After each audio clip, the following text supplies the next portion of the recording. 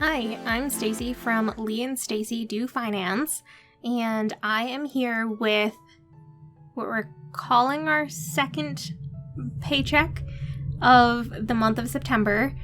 We've kind of had a couple of different income sources come in around the same time, and last week we didn't really have anything come in, so there was no video for that. So things are a little bit weird with our income streams right now, but hopefully they will be straightened out in the future, but we'll just deal with them as they come through. So we have a couple of paychecks in here in this $3,369.25 that we have available to be budgeted. So if you've seen any of our videos in the past, we try to budget in advance. So for September's budget, we had funded that between July 19th and August 15th. So where we are right now in that is we should be budgeting for November. So I'm going to switch over there real quick. So all of the income that we receive between September 13th through October 10th is meant to go towards funding November, and then any extra money will go towards our debt payments and our wish list. And things have gone a little off track this month so far, so we're going to be doing it a little bit differently. I'm going to go back into September, and we have our animals budget right now, which has a negative $590.89. So way more than we were anticipating. Basically, we took our cat Callie and our new dog Suki to the vet for booster shots, wellness exams, all of that fun stuff. And the bill was a lot higher than we anticipated it being. But over half of that was an annual medication for both ticks and fleas and then heartworm. So that was almost like $350, I think, for that in and of itself. So that was expensive. We are definitely going to have to increase our animals budget. Just assuming a $600 annual one-time vet visit for both of them to make sure everything is good is the $50 a month that we normally have associated for our animals, which usually also covers, food and toys and all of that stuff. So we're not getting close with that. So we definitely have to boost up this number immensely, but we have to take care of that payment as well, because it is an expense that we've already incurred. So we need to take care of that now. So I'm just going, rather than trying to raid all of the rest of our budget to get that down to zero and just kind of make us feel like it's pointless for us to be budgeting in advance if we're raiding everything now and then we just have to fund it up more later. So we're going to do it a little bit differently this time.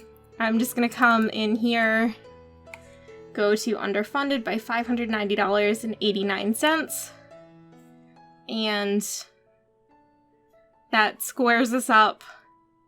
Looks like I'm over by $1.40 here. So I'm just going to move that from our miscellaneous purchases, which is the way we normally do things. Just kind of switch within the budget, but that dollar amount was just far too high. So that puts everything else in either a green, which is fully funded, or blue, which is funded enough status, or gray if we're just kind of squared away and everything's even. We don't have anything else that's negative. So we're just going to move on and go to November and start doing the funding there. Sometimes you just got to take the easy way.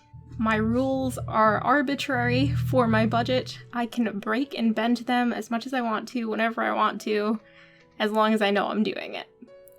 Alright, so we're going to go in November. We're going to start funding with the leftover money that we have.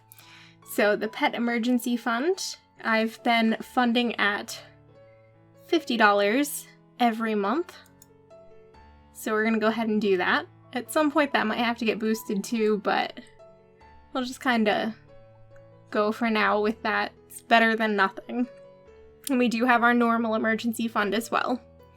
which I suppose could have been rated, but I think it was more poor planning than actual emergency for the vet visit today. So we're not going to go into that right now. All right, so then we're going to go with, let's see how far we can get.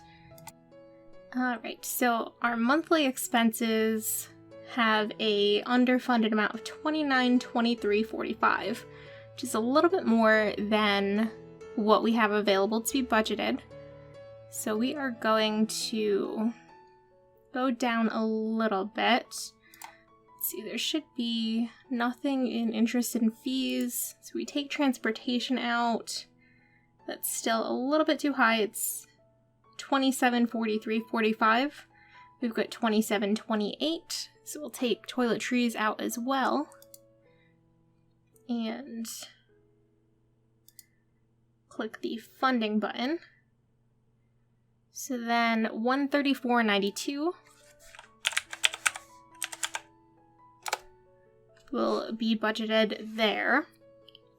So since we've already kind of taken some of the money out, I'm expecting that we will receive about $1,800 more in income before the 10th of October. So I'm going to click on all of these expenses that we need to fund, and it looks like everything up until the wish list will be underfunded, or is currently underfunded by $1,236.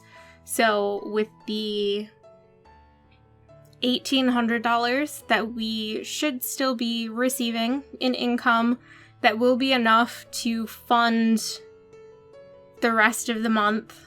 So we should be all set there. So all the vet visit today really did was to set us back with the extra payments towards our car loans and wish list items.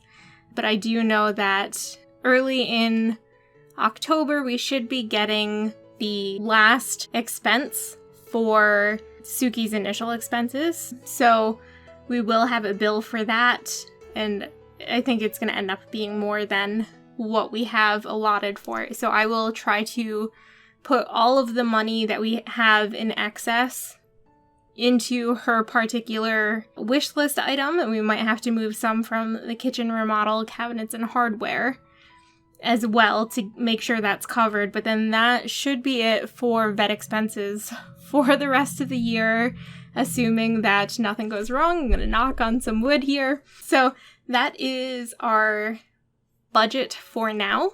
It was a lot of money. It took a couple weeks to actually accrue it all. And it goes by so quickly. But that is it for now. I expect that the next video will be out probably about 2 weeks from now.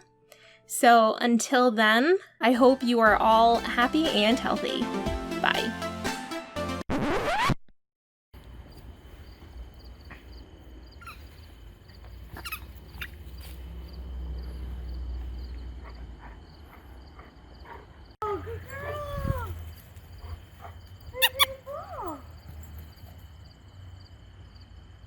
What you doing? You're gonna just sleep.